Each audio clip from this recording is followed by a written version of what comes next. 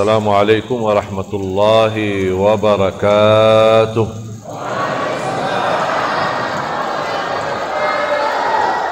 Ini salah satu berkah. Kita hadiri majlis ilmu, duduk bersama ulama, kita belajar agama, dapat ampunan dosa. Mohon maaf, kita manusia tidak terlepas dari dosa. Berapa kali kita masbuk salat, itu dosa. Berapa kali kita menyakiti orang tua, itu dosa. Berapa kali kita tinggalkan sunnah qabliyah ba'diyah, itu dosa. Berapa banyak. Jadi Bapak Ibu, jangan yang dibayangkan soal dosa adalah zina, riba dan lain sebagainya. Tinggalkan amal salih, itu dosa. Makanya kita harus sering menghadiri majlis ilmu, walaupun sebentar, agar kita dapat diampuni oleh Allah Subhanahu wa taala.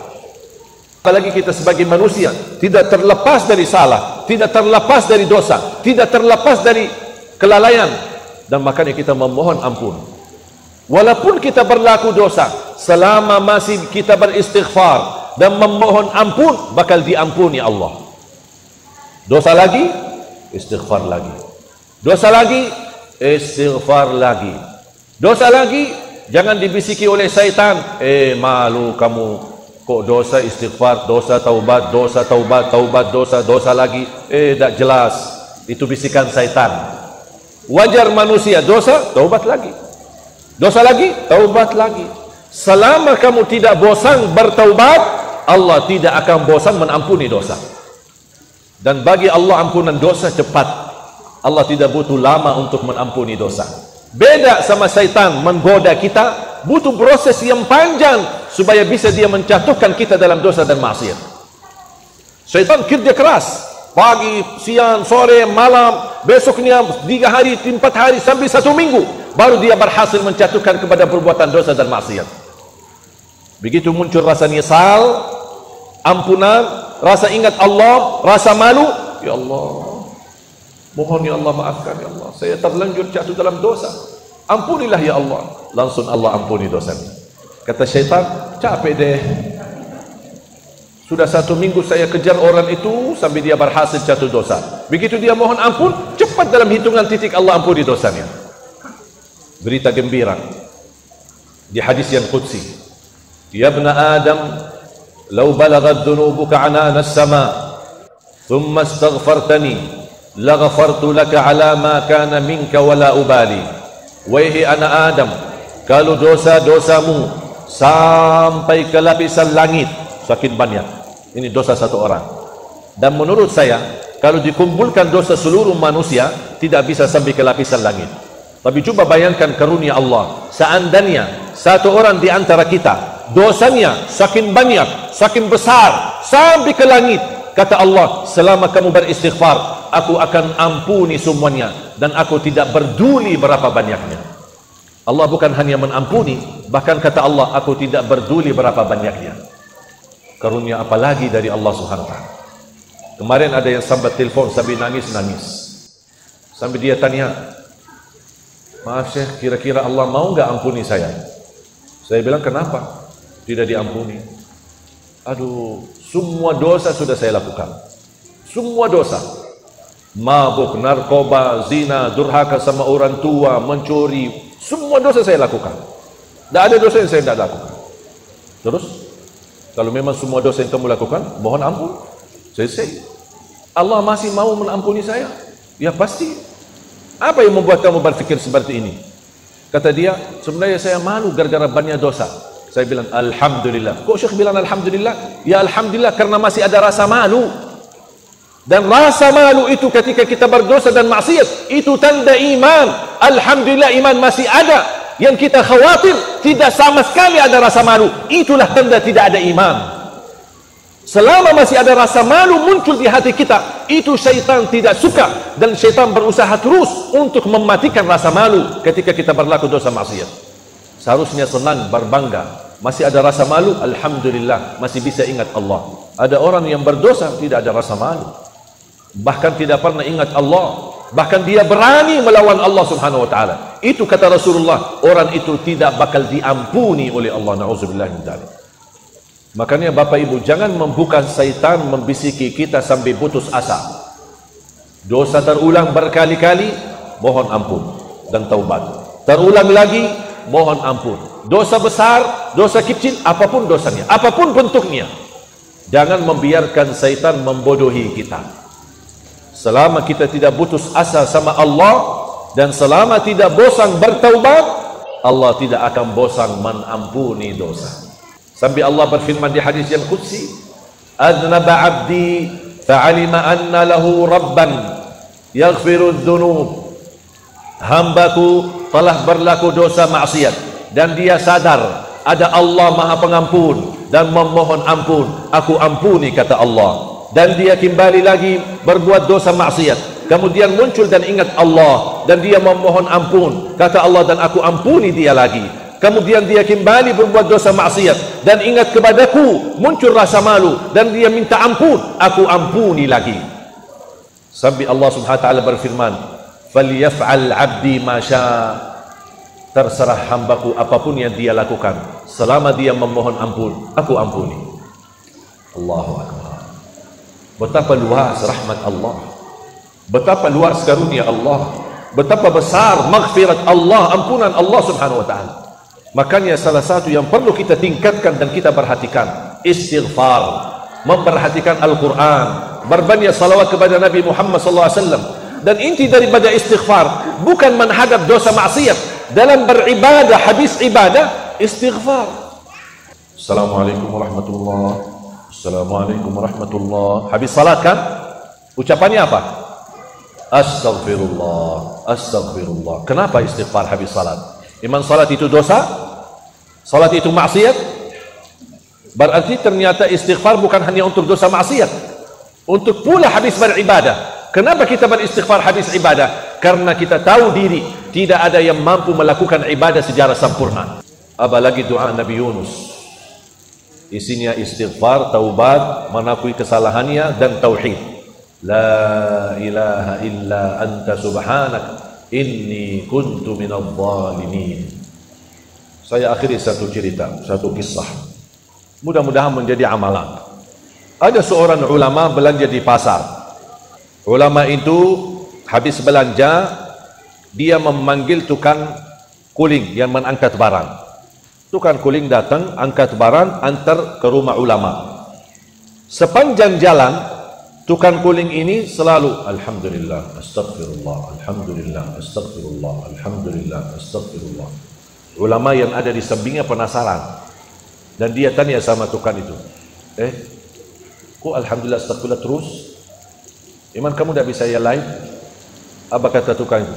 Alhamdulillah saya hafal Quran 30 juz. Tukang kuling hafal Quran. Kita sudah hafal belum? Hah? Hafal. Qul hu kan? Namanya hafal Quran. Kalau bahasanya hafal Quran, ya. Al-Fatihah, Qul hu, 3 qul. Saya pernah dengar satu ustaz berceramah menyampaikan kepada jamaah. Itu ceritanya di awal-awal saya masih belum begitu lancar bahasa Indonesia. 2008 belum bisa bahasa Indonesia. 2009 baru belajar kalimat bagus. Ketemu orang bagus. Sudah makan? Bagus. Mau kemana? Bagus. Saya tidak tahu. Karena kata teman saya, ketemu siapa-siapa bilang aja bagus. Mau kemana? Bagus. Itu aja saya jawab. Alhamdulillah 2010 mulai sedikit-sedikit bisa berbahasa Indonesia. Saya ingat awal kalimat yang saya belajar, apa kabar, bagus, mau kemana, aku cinta kepadamu.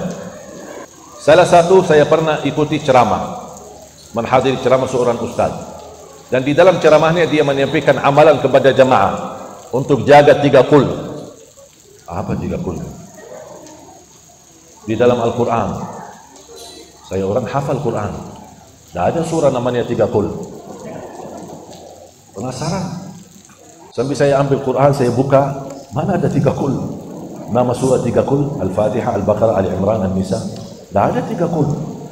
Nanti saya mau tanya ustaz itu aja. Habis selesai beliau, kita jalan pulang. Ustaz, mohon maaf saya boleh tanya, agak sedikit penasaran. Antum tadi di dalam tausiah menyampaikan amalan kepada jamaah 3 qul. Apa itu 3 qul? Qul huwallahu ahad, qul a'udzu birabbil falaq, qul a'udzu birabbin nas. Astagfirullahaladzim. Kenapa dibilang 3 qul? Kita biasa di Indonesia singkat. Lama kelamaan saya sudah belajar. Memang ternyata sebuah tradisi di Indonesia suka singkat. Tapi mohon maaf saya tidak suka. Baca 3 surah. Qul huwallahu ahad, Qul a'udzu birabbil falaq, Qul a'udzu birabbin nas, atau surah Al-Ikhlas, Al-Falaq, An-Nas. Bukan 3 qul. Mempengaruhi singkat, semua serba singkat. Aku bingung, semua orang minta amalan, minta doa, minta nama. Istri saya sebentar lagi mau melahirkan, insyaallah laki-laki. Boleh minta nama? Boleh. Muhammad. Dia kirim lagi, itu aja? Iman, kamu mau berapa nama? Oh, kami biasa 3 nama. Boleh. Muhammad Abdullah Hafiz, orang yang terpuji dan hamba Allah, mudah-mudahan menjadi penghafal Al-Quran. Habis ada acara akikah, beliau undang saya hadir. Terus dia panggil istrinya, menyampaikan, ini tolong bawa fis. Bawa fis. Apa kok fis? Saya tidak pernah kasih nama fis. Saya langsung tunggu, apa itu Pak fis? Makanannya. Ya, bukan makanan, itu nama anak saya. Oh, nama saya ingat kasih Muhammad Abdullah Hafiz. Oh ya, kita singkatnya Hafiz, fis. Astagfirullahaladzim. Capek deh, minta 3 nama, ujung-ujungnya yang dipanggil 2 huruf. Muhammad moh, mat, Abdullah dulah, Abdul Karim rim, Abdul Razak zak. Astagfirullahaladzim. Tidak boleh. Apalagi terkait Asmaul Husna, harus hormati nama Allah. Abdul Karim panggilannya Abdul Karim, Abdullah panggilannya Abdullah. Beda kalau saya nama Gus boleh. Tapi kalau nama Allah jangan dipermainkan. Asmaul Husna harus dihormati, dan Asmaul Husna berkah, indah, doa. Masa singkat doa? Terus kalau mau sebut kata surga, nah. Apa itu nah? Jannah. Wala haula wala quwwata illa billah. Jadi mohon maaf, jangan semua serba singkat. Nama seperti doa, nama Asmaul Husna, tolong dijaga. Beda sama hal-hal biasa sehari-hari, ada singkat kata-kata, tidak apa-apa. Secara tertulis, apa kabar, dituliskan singkatnya KPR gitu, misalnya bar gitu. Jadi tidak apa-apa hal-hal yang, tapi kalau Asmaul Husna jangan disingkatkan. Malu kita sama Allah. Kalau memang mau dari awal niatnya mau singkatkan namanya, kenapa disuruh sama ustaz ulama minta 3 nama? Capek-capek 3 nama. Tuliskan di KTP 3 nama. Ujung-ujungnya panggilan cuma 2 huruf. Saya khawatir besok nanti lama-kelamaan saya dipanggil Li. Ali Jabir, Li. Atau SAJ. Apa itu SAJ? Syekh Ali Jabir. Bisa jadi SAJ. Enak juga ya. Jadi mohon tolong diperhatikan. Kembali kepada kisah tadi. Alhamdulillah, astagfirullah. Alhamdulillah, astagfirullah. Kata ulama itu, kenapa kamu ulangi lagi sedangkan kamu hafal Quran? Kan bisa aja baca Quran, ayat-ayat mana. Apa kata beliau? Kita sebagai manusia hidup di antara nikmat dan dosa. Kita hidup sehari-hari antara nikmat dan dosa. Nikmat wajib disyukuri, dosa wajib memohon ampun. Makanya saya selalu alhamdulillah. Barangkali sering saya ucapkan alhamdulillah, mudah-mudahan saya bisa menyempurnakan syukur nikmat. Saya selalu ucapkan istighfar, mudah-mudahan Allah ampuni semua kesalahanku. Makanya saya selalu ucapkan alhamdulillah, astagfirullah. Kata ulama itu, tukang kuling jauh lebih berilmu daripada saya, kata beliau. Ini jadi amalan. Pulang, alhamdulillah, astagfirullah. Saat anda ucapkan alhamdulillah, ingat betapa banyak nikmat yang Allah berikan kepada kita. Dan astagfirullah, kita ingat berapa banyak dosa yang Allah tutupi dan menyembunyikan, tidak ada yang tahu. Makanya kita selalu memohon ampun. Mudah-mudahan dengan ucapan alhamdulillah kita mendapatkan, disempurnakan syukur kita, dan dengan kita mengucapkan istighfar, mudah-mudahan diampuni segala dosa kita. Kira-kira sederhana amalannya, bisa kita amalkan sepanjangnya. Alhamdulillah, astagfirullah, alhamdulillah, astagfirullah, alhamdulillah, astagfirullah. Walaupun lagi main handphone, alhamdulillah. Ibu-ibu lagi masak, alhamdulillah, astagfirullah.